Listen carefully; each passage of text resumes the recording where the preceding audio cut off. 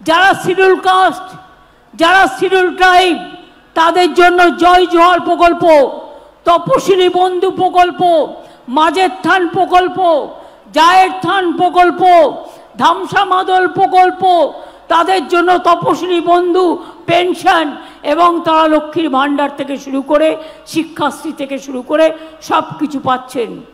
যারা আশ্রমিক স্কুলে আছেন আদিবাসীরা, তাদের 1000 টাকা করে মাসে পেতেন খাবার জন্য, ওটা বাড়িয়ে 1800 টাকা করা হয়েছে। এইভাবে আমি জানি আপনাদের এখানে গঙ্গা ভাঙন বড় সমস্যা। কেন্দ্র আমাদের সব টাকা বন্ধ করে দিয়েছে। 100 দিনে যারা কাজ করেছে তাদের টাকাটাও দেয়নি। যারা 100 দিনে কাজ করেছেন টাকা পাননি। পারলে যারা পারবেন, আমি 2 তারিখ থেকে আপনাদের জন্য কলকাতায় গান্ধী মূর্তির পাদদেশে একটা ধর্ণা শুরু করব আপনাদের জন্য। পারলে যারা ভাতা পাননি তারা আসবেন, পঞ্চায়েত সমিতির জেলা পরিষদ আমাদের যারা আছেন, এমএলএরা আছেন, তাদের নিয়ে যাবেন। 2 হচ্ছে 11 লক্ষ হাউস ক্লিয়ার হওয়ার পরেও সেই টাকা সেন্ট্রাল গভর্নমেন্ট দেয়নি। আমি তাদেরও বলছি, তারাও যাদের নাম লিস্টে আছে আপনাদের জেলার লিস্ট ডিএম এর কাছে নিয়ে নেবেন।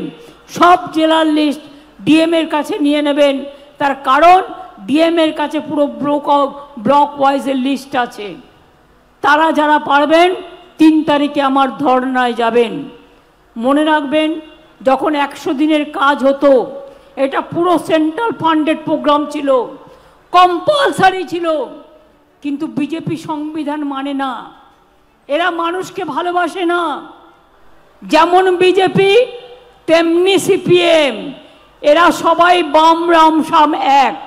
পঞ্চায়েতে দেখেছেন, অ্যাসেম্বলিতে দেখেছেন, জেলা পরিষদে দেখেছেন, লোকসভায় দেখেছেন।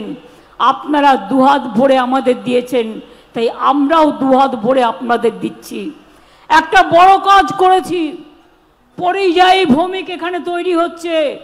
যারা বাইরে কাজ করে, আপনাদের আত্মীয় স্বজনরা মারা গেলে আমি তাদের নিয়ে আসি, আমি তাদের পরিবারকে সাহায্য করে দিই এবং চাকরিও করে দিই। এখন আমরা একটা সিস্টেম করছি, শামিরুল ইসলামকে দিয়ে একটা বোর্ড তৈরি করেছি। যদি আপনাদের কোনো প্রয়োজন হয়, বাইরে যারা কাজ করে তাদের সাথে যোগাযোগ করার আপনি 1 সেকেন্ডে করতে পারবেন। কেউ আপনার বাড়িতে অসুস্থ, তাকে খবর দেবেন, 1 সেকেন্ডে করতে পারবেন। কেউ অসুস্থ, তাকে নিয়ে আসতে চান, আমাদের বলবেন, আমরা নিয়ে আসব। এবং শুধু একটাই রিকোয়েস্ট, পরিযায়ী শ্রমিকদের নাম যেন ভোটার লিস্টে থাকে। তা নাহলে এই বিজেপি আর বিজেপির দালাল সিপিএম এবং আদার্সরা তারা কি করবে? তারা এনআরসি করে সব মানুষকে ভাগিয়ে দেবে।